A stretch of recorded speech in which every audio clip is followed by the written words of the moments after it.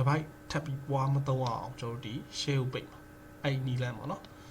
အဲ့တော့ share user မှာကျွန်တော်လောလောဆယ်တော့ one hand ထားမယ်နော်အကယ်လို့ကျွန်တော်ဒီနေရာမှာတူးထားခဲ့တယ်ဆိုလို့ရှိရင်နှလုံးသုံးလို့ရမယ်ဟုတ်နော်အကောင့်တစ်ခုကိုနှလုံးသုံးတယ်ပေါ့ဒါကကျွန်တော်ဒီအကောင့်ကိုခွဲသုံးတာနော်မတူဟိုကောင်ကြတော့ကျွန်တော်ဒီအခုပိတ်မဲ့နီလမ်းကြတော့ကျွန်တော်ဒီ device တစ်ခုကhotspot ကိုပြန်လွှင့်ပြီးတော့ကျွန်တော်ရှိရ wifi ကိုယူပြီးတော့ hotspot ပြန်လွှင့်ပြီးတော့သုံးတာပေါ့နော်အဲ့တော့ကျွန်တော်ဒီမှာ one မဲ့ထားမယ် okay နှိပ်အောင်နော်ဘယ်လိုပုံစံမျိုးလဲဆိုတော့ကျွန်တော်ဒီလက်တွေလေးပြမယ်ပေါ့နော်အဲ့တော့ပုံစံကတော့ဒီပုံစံလေးပေါ့နော်ကျွန်တော်ဒီဖုန်းတစ်လုံးမှာပေါ့နော်ကျွန်တော်ဖုန်းတစ်လုံးမှာကိုယ့်ရဲ့ wifi ကိုချိန်မယ်နော်ဒီမှာ KKK family ဆိုတဲ့ wifi လေးပေါ့နော်ဒါကကျွန်တော်ဒီ microtik ကနေပြီးတော့လွှတ်ပေးတဲ့ wifi ဟုတ်နော်ဘယ်လိုသိရမလဲဆိုတော့ကျွန်တော်ဒီထဲမှာ microtik မှာသွားကြည့်လို့ရတယ် quick set ဆိုတဲ့နေရာမှာသွားကြည့်လို့ရတယ်နော်ကိုလွှင့်ထားတဲ့ wifi ပေါ့နော်ဒီမှာကျွန်တော်ဒီ KKK family ပေါ့ K3 လုံး family ဆိုပြီးရေးပေးထားတယ်အဲ့မှာကျွန်တော်ဒီမှာလာချိတ်တဲ့လူတွေရဲ့ client တွေကိုကြည့်လို့ရတယ်နော်ဒီနည်းနဲ့ကျွန်တော်တို့ကို wifi ကိုဆက်လို့ရတယ်ပေါ့နော်အဲ့တော့ကိုယ့်ရဲ့ wifi ကိုသူကဟို network ထဲကနေပြီးတော့ကျွန်တော်ယူသုံးလိုက်တယ်ပေါ့နော်ခေါ်သုံးလိုက်တယ်ဒီ Note 12 Pro မှာကျွန်တော်တို့ဒီခေါ်သုံးလိုက်တယ်ပေါ့နော်အဲ့တော့ device အမြင့်ဒီမှာdevice model အနှိပ်ဒီမှာတော့ကျွန်တော်တို့ဒီ hotspot share တဲ့ဟာမပါဘူးတောင်းကျွန်တော်တို့ဒီ wifi မဲ့သုံးလို့ရတယ်ပြန်လွှင့်လို့မရဘူးပေါ့နော်အဲ့တော့ model မြင့် device ဒီမှာကျတော့ကျွန်တော်တို့ဒီ wireless hotspot ကကျွန်တော်တို့ဒီ cat နှစ်ကတ်ပါတယ်ပေါ့နော်တစ်ကက်ကကျွန်တော်တို့သုံးတာနောက်တစ်ကက်ကပြန်လွှင့်တာပေါ့နော် wireless နှစ်ကတ်ပါတဲ့ဖုန်းဒီမှာဆိုလို့ရှိရင် hotspot ကိုကျွန်တော်တို့ဒီ wifi ကနေချိတ်ပြီးတော့ကျွန်တော်တို့ဒီ wifi ကနေပြီးတော့ပြန်လွှင့်မိတာပေါ့နော် hotspot share ပြီးတာအဲ့တော့ဒီ Note 12 Pro မှာလည်းကျွန်တော်တို့ဒီwifi cat နှစ်ကတ်ပါတယ်ကြောင့်မလို့တစ်ခုကဖမ်းသုံးတယ်နောက်တစ်ခုကကျွန်တော်တို့ဒီ hotspot share နဲ့ပြန်လွှင့်ဒါ hotspot share မှာတော့ကျွန်တော်တို့ဒီNote 12 Pro ဆိုတဲ့နာမည်လေးနဲ့ပေါ့နော်ဒီကောင်ဒီ Note 12 Pro ဆိုတဲ့နာမည်လေးနဲ့ကျွန်တော်တို့ဒီ hotspot ကိုပြန်လွှင့်နော်ခုနကကျွန်တော်တို့ဒီမရှုပ်သွားနေပေါ့နော် K3 လုံး family ဆိုတဲ့ wifi ကိုကျွန်တော်တို့ဒီမှာချိတ်ထားတယ်ချိတ်ထားတဲ့ဟာကိုကျွန်တော်တို့ကဘာလုပ်လဲဆိုတော့ခုနက K3 လုံး family ကိုပဲကျွန်တော်တို့ဒီhotspot အနေနဲ့ကျွန်တော်တို့ပြန်လွှင့်တာနော်အဲ့လိုလွှင့်တဲ့အခါမှာကျွန်တော်တို့ဒီ device ကနောက်တစ်ခုချိတ်တယ်ဆိုလို့ရှိရင်နောက်တစ်ခုကိုပေါ်မှာမဟုတ်ဘူးဒီ device ပဲပေါ်မှာ device တစ်ခုပဲပေါ်မှာပေါ့နော်ကိုနောက်မှာ device တစ်ခုပဲပေါ်မယ်နောက်ထပ်ပြီး share သုံးတယ်ပေါ့နော် share သုံးတယ်10လုံးလောက်သုံးတယ်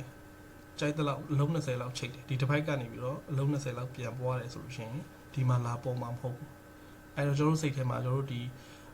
internet ပြန်ရောင်းတဲ့လူတွေကြတော့နစ်နာတာပေါ့နော်ကိုကweb user ပဲရောင်းလိုက်တယ်ဒါပေမဲ့အဲ့ web user ကိုကျွန်တော်တို့က share ပြီးသုံးနေတာပေါ့ user 20လောက်သုံးတယ်တော့10လောက်သုံးတယ်အဲ့လိုပွားပြီးသုံးတာပေါ့နော်အဲ့ဒါကိုကျွန်တော်တို့ကပိတ်ပင်ခြင်းနဲ့ဆိုတဲ့သဘောပေါ့နော်အဲ့တော့ဒီမှာကျွန်တော်တို့ဒီ hotspot လွှင့်လိုက်တယ်နာမည်က Note 12 Pro ဆိုတဲ့နာမည်နဲ့ပေါ့နော်ဒါကျွန်တော်တို့ဒီ device ကိုချိန်ထားပါတော့ဒီကောင်လေးကိုဖြုတ်လိုက်မှာပေါ့နော်ဒီကောင်လေးကိုဖြုတ်ပြီးတော့ဒီဘက်က Note 12 Pro ဆိုတဲ့ network ကိုရှာမယ်ဒီမှာ Note 12 Pro ပေါ့နော်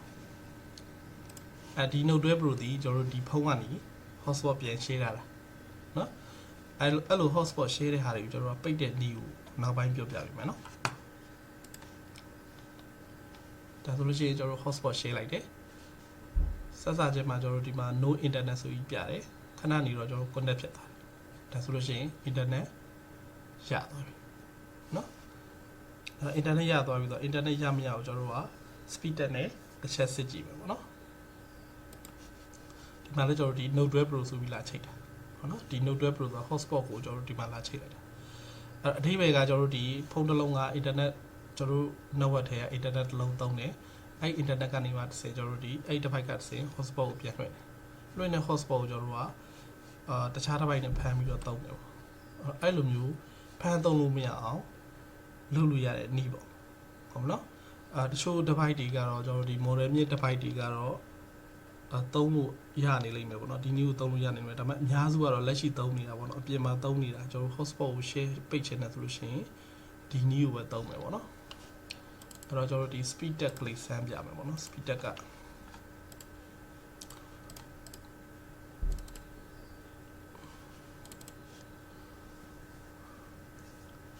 ဒီကောင်လေးချိန်ထားတယ်ပေါ့နော်အဲ့တော့ IP ဒီဘာတွေကကျွန်တော်တို့ဒီ10 network မဟုတ်တော့ဘူးเนาะသူ့ရဲ့ router ရဲ့ IP က 192.168.1.200 ဆိုပြီးတော့ပြတယ်เนาะ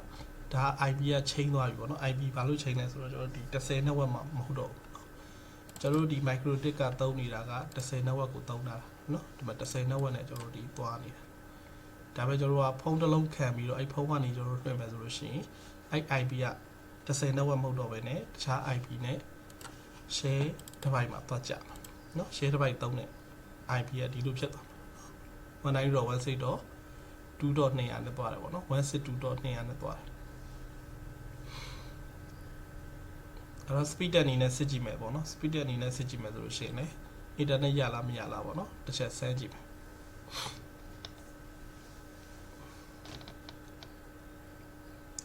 အဲ့တော့ speed ကတော့အပြည့်တက်မှာပဲเนาะကျွန်တော်ပထမတစ်ပိုက်မှာသုံးတဲ့အတိုင်းပဲ x speed အတိုင်းပဲကျွန်တော်တို့နောက်တစ်ပိုက်မှာကျွန်တော်တို့ဒီ speed ကတက်လိုက်မယ်အဲ့တော့ wifi ပေးတဲ့လူတွေကမကိုက်ဘူးပေါ့နော်ကျွန်တော်တို့ကတစ်လုံးပဲပေးလိုက်တွေ့မဲ့သူကအဲ့တစ်လုံးကိုကျွန်တော်တို့ကဟို sharing ပြန်လုပ်တာပေါ့နော်ပြန် share 10လုံးလောက်ပြန် sharing ပြန်ခွဲလိုက်တယ်ဆိုတော့ကျွန်တော်တို့ဒီဘက်ကကျွန်တော်တို့အတွက်မကြံတော့ဘူးပေါ့နော်ဒီဒါကကြတော့အတူတူပဲလေသွားတာအတူတူပဲပေါ့နော်အဲ့တော့ speed ကအတူတူပဲเนาะဒီပုံစံအတိုင်းမပြ